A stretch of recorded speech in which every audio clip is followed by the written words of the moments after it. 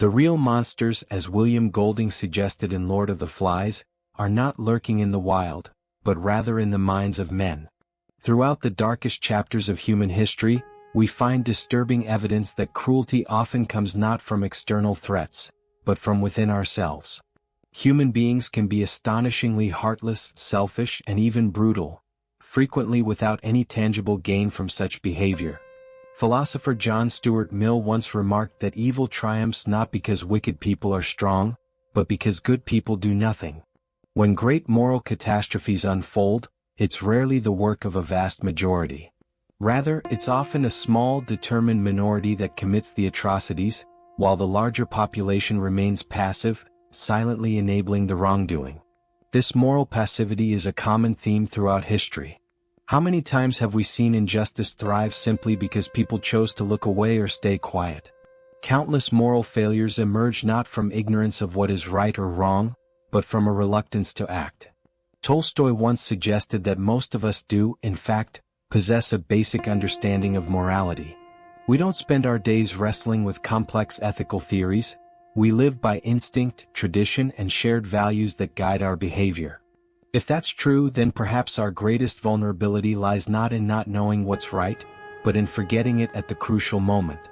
This idea is explored with chilling clarity in C.S. Lewis's The Screwtape Letters, where a senior demon, Screwtape, instructs his nephew Wormwood on how to lead a human soul away from virtue and towards damnation. The brilliance of Lewis's narrative lies in how it presents evil not as some grand or cinematic act of malevolence, but as a quiet, creeping erosion of conviction. Screwtape teaches that while demons might not always be able to convince someone that good is evil, they can easily make moral principles seem irrelevant. Instead of outright denial, the strategy is distraction. Humans, according to Screwtape, are deeply influenced not by reasoned arguments, but by practicality, convenience, and what seems immediately useful. Instead of challenging a person's beliefs directly, Wormwood is advised to make those beliefs feel distant and unimportant. Questions about God, ethics, or truth should be treated as vague abstractions, too theoretical to affect one's real life. If the patient starts thinking about what is morally right, redirect his attention to trivial matters. What he will eat for lunch, what errands he must run, or which headlines are trending. Over time, this dulls the edge of conscience and creates a kind of numbness toward anything of lasting value. This induced apathy is devastating. A person may claim to have principles, yet if those principles never translate into action, they are effectively meaningless. Screwtape's goal is not to make the man a monster in a dramatic sense, but to turn him into someone who never commits to anything at all. Someone who drifts from moment to moment without considering the moral weight of his choices. In doing so, he becomes a sort of moral nihilist, not by conscious decision but by sheer inattention. He doesn't need to reject his values explicitly, he just needs to forget them long enough for convenience and fear to take control. The power of this insight lies in its quiet realism. Most people, including myself, like to think of ourselves as moral, kind, and principled. But how many times have I failed to act kindly simply because I was tired, annoyed, or distracted? How often have we all compromised what we knew was right for the sake of comfort or routine? Lewis's message isn't just about forgetting God in a materialistic world, it's about the broader human tendency to allow our values to fade into the background. In the face of daily pressures and immediate desires, ethics can start to feel like a luxury, something optional or even burdensome. And yet, abandoning our values, even passively, comes at a cost. For those who don't believe in divine punishment, there remains another kind of torment. The inner conflict of betraying one's own conscience. Over time, this erosion of self-awareness can lead to a disturbing transformation. We become strangers to our former selves, no longer able to recognize the person in the mirror. It's not the loss of morality itself that breaks us, but the slow, creeping realization that we have stopped caring. Lewis's Christian worldview emphasizes the soul's agency and the power of choice. Still, he also underscores the immense influence of one's surroundings, friends, media, social norms, all of which shape the mind subtly and steadily. One does not fall into moral ruin all at once. It happens gradually, through 1,000 little choices to remain silent, to not question, to focus only on the immediate and the trivial. In the end, evil doesn't need to announce itself loudly. It often enters our lives quietly, under the disguise of pragmatism, indifference, or simple distraction. And the real monsters, as Golding knew, aren't mythical beasts or demonic entities. They are born in the everyday choices we make, or fail to make. The battlefield is not the outside world but the human heart and mind. And in that silent struggle, we are each called to choose whether we will be spectators, or participants, in the fight for what is good, right, and true. One of Screwtape's earliest observations in the Screwtape Letters is about the human subject, referred to as the patient, and his social life. At first, the patient merely spends time with a materialistic friend, someone who denies any deeper meaning in life. But the real turning point begins when the demons ensure he becomes part of a refined and sophisticated social circle. These new acquaintances are intellectuals, members of the so-called elite, and they carry themselves with an air of superiority. Naturally, the patient desires their approval, so he starts mimicking their ideas and opinions. Even when these ideas are morally questionable, he nods in agreement or softens his own views to avoid standing out. He does not take a stand, not out of firm belief but out of social convenience. Screwtape's ultimate goal is for the patient to develop a fractured self. He should still attend church and see himself as a respectable Christian, but when dining with his cultured friends, he should scoff at the very values he claims to uphold. This internal contradiction, a mix of self-satisfaction and quiet hypocrisy, is incredibly useful to the forces of evil. Over time, his behavior drifts further and further from his core values. Eventually, he no longer acts based on what he believes is right, but only on what is most practical or least inconvenient in the moment. One day he may wake up and find that he can no longer tell the difference between right and wrong. He only knows what works best for him at any given time. In that state, he has effectively become a moral Machiavellian. As Screwtape explains, one of the most effective mental states a demon can cultivate in a human is frivolity, a light, dismissive attitude towards serious matters. The patient should come to view all questions, whether moral, spiritual, or otherwise, with irony or detachment. If he can laugh at everything, he will soon believe in nothing.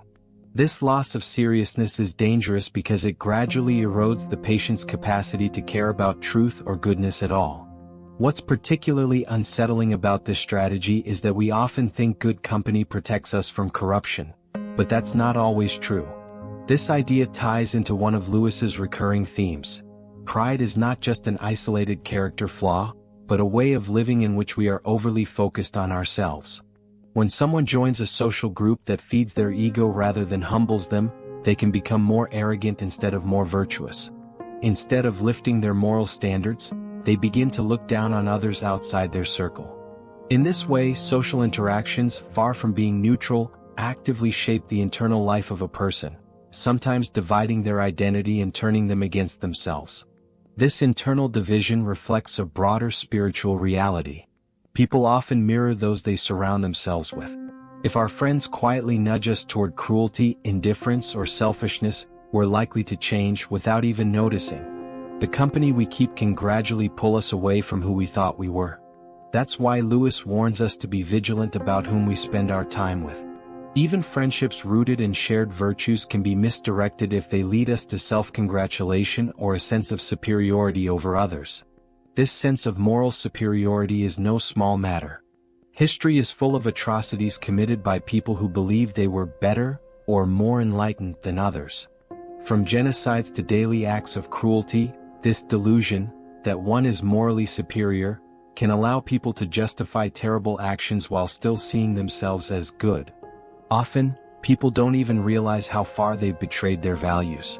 They feel justified, even righteous, in their behavior. That's why the Screwtape Letters is such a brilliant exploration of human self-deception. Lewis reveals how easily we can convince ourselves we're still living by our principles, even when our lives contradict them entirely. This echoes ideas found in Augustine's Confessions, where he reflects on his life before his conversion to Christianity. Augustine describes how he once chased pleasures and illusions, only to find them empty compared to the spiritual clarity he later discovered. Evil, he writes, is often a form of ignorance. a blindness to what truly matters. Lewis expands on this by showing how fantasy and illusion serve as tools to keep people detached from real goodness. According to Screwtape, every human is made of three parts: imagination, intellect, and will. A large part of demonic strategy involves making sure that anything noble or good remains trapped in the realm of fantasy. Something admired, perhaps, but never acted upon. Meanwhile, pettiness, cruelty, and selfishness are allowed to dominate the will. Take, for example, the patient's internal dreams. He may often imagine himself doing great things, donating generously to charity, becoming a moral leader, or making grand sacrifices. But these virtuous visions always remain far off, scheduled for someday. They never translate into present action. The fantasy becomes so vivid and satisfying that he feels as though he's already achieved something, when in truth he has done nothing. That's the danger of imagination divorced from action. It gives the illusion of progress while leaving one stagnant. In contrast, the patient's negative impulses, bitterness, indifference, laziness, are enacted daily. They become habits, reinforced through repetition. Over time, the gap between his imagined virtue and his real-life behavior grows so large that he cannot even see the difference. The fantasy becomes a shield, protecting him from the discomfort of honest self-examination. Thus, the battle for the soul is not just about resisting temptation in the obvious sense. It's about the quiet decisions made in daily life, how we spend our time, whom we listen to, and what we allow ourselves to believe. Evil rarely comes with horns and fire. Most of the time, it whispers, flatters, and persuades us to compromise little by little, until we wake up as someone we no longer recognize. In the Screwtape letters, one of the most chilling strategies advised by the senior demon Screwtape is to guide the human patient into a state of chronic irritability and bitterness. The goal is to subtly stoke his pride until his kindness is no longer sincere but becomes conditional, something he offers only when it benefits his ego or reputation. The patient begins to see himself as intellectually superior, dismissing differing opinions as naive or foolish. Screwtape instructs that he should be encouraged to console himself with fantasies of having done, or eventually doing, great good in the world. 1,000 minor acts of cruelty can easily be excused, Screwtape argues, when they are weighed against the imaginary grandeur of one's supposed future heroism. This approach is a masterstroke of demonic manipulation. It recognizes the human tendency to wrap ourselves in illusions of moral virtue, even when our real-world behavior suggests otherwise. The demons don't need the patient to become a monster. They only need him to believe he's essentially good while quietly becoming more selfish, more petty, and more unkind. He may shout at a cashier or belittle a friend, but in his mind, these actions fade into insignificance next to the noble image he has constructed of himself. Over time, the abstract notions of good and evil are pushed so far from the patient's daily experience that they become theoretical. He no longer connects ethics with how he actually treats people. He becomes blind to his own mundane cruelty, convinced that his inner morality, crafted through lofty daydreams, matters more than his real behavior. This detachment is ideal for the demons. By encouraging him to rationalize his unkindness and fantasize about his generosity, they ensure he remains unaware of the person he is truly becoming. This spiritual blindness is particularly dangerous. According to Lewis, when a person does eventually experience a moment of clarity, an epiphany that reveals the truth of their moral state, the transition can be devastating. Someone who has long believed themselves to be virtuous may, upon discovering the extent of their failings, swing violently to the other extreme, despair. Just as Satan in Milton's Paradise Lost declares it better to reign in hell than serve in heaven, the human may conclude they are too far gone to change. If they believe redemption is impossible, they may surrender entirely to their darker impulses, embracing cruelty as their fate. This insight is profound, because it moves the conversation about evil away from grand philosophical speculation and into the realm of ordinary life.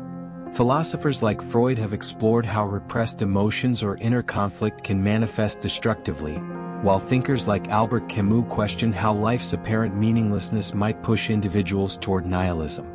But Lewis, through Screwtape's voice, is less concerned with theoretical evil than with the kind of harm any of us might commit in everyday life.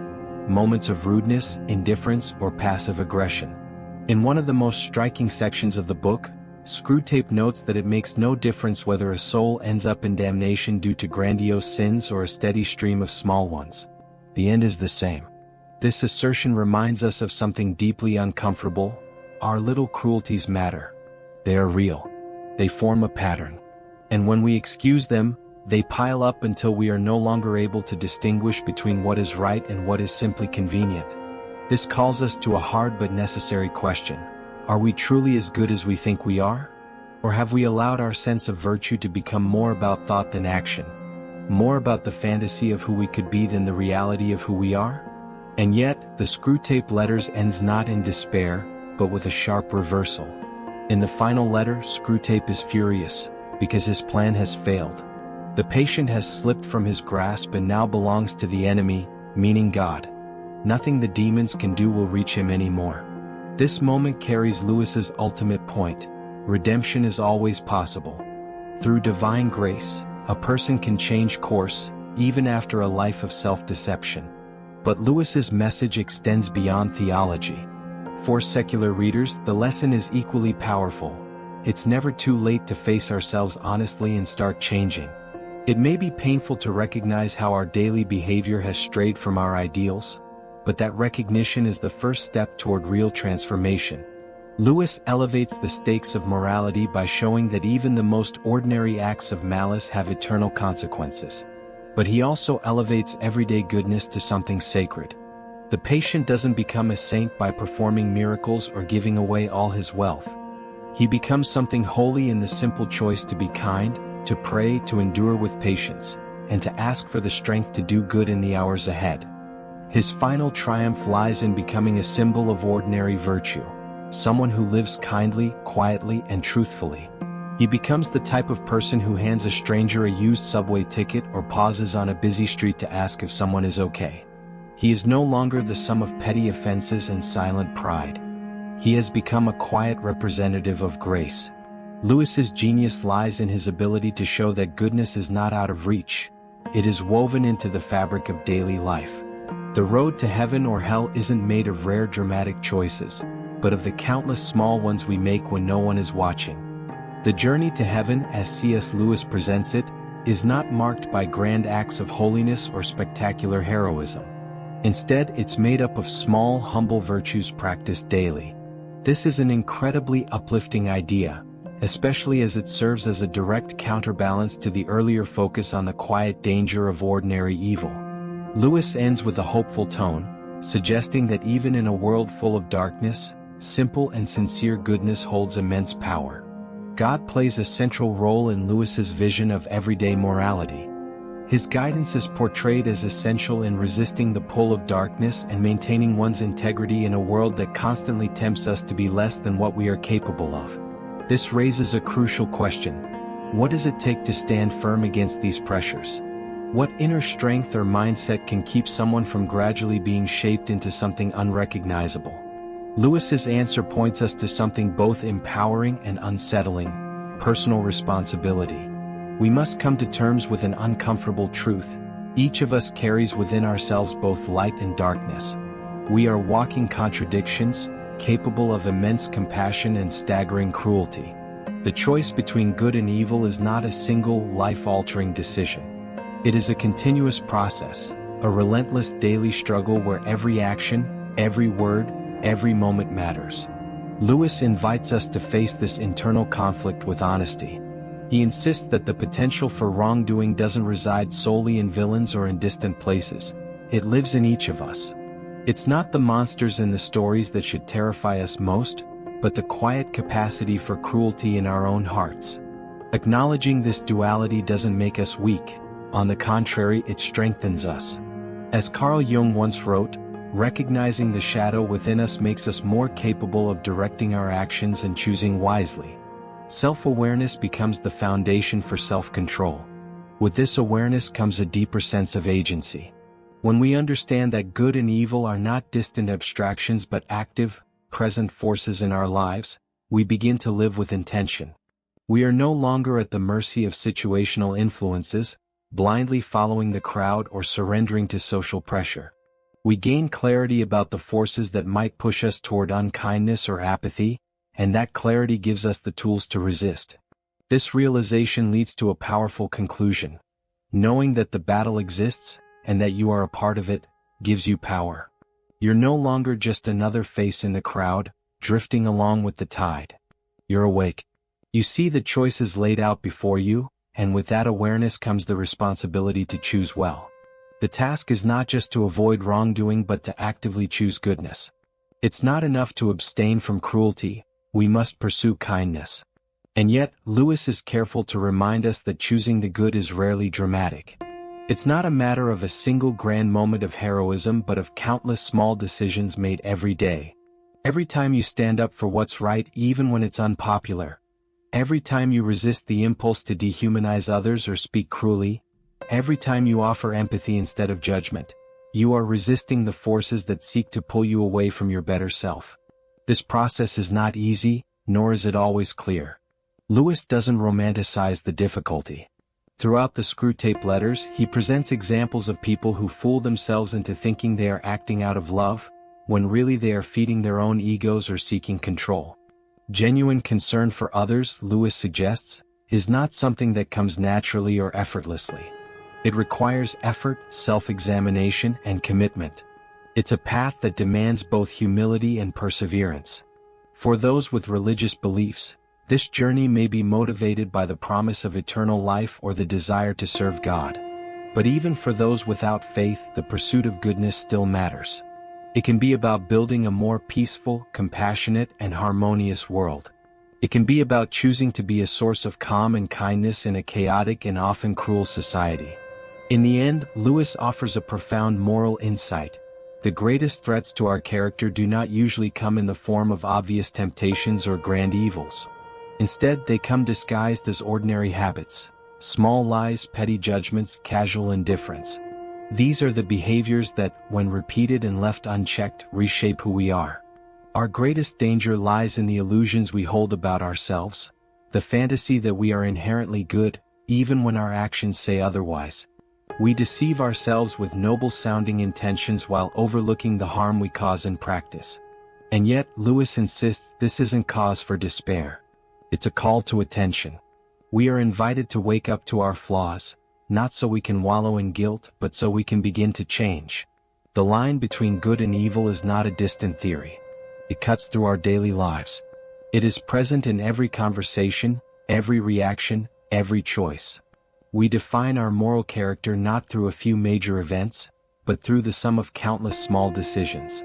Lewis challenges us to take that responsibility seriously, not by chasing unreachable ideals, but by committing to quiet, real kindness. It is not heroic acts or sainthood that will redeem us. It is the steady practice of compassion, patience, and integrity. Giving a moment of your time to help someone in need.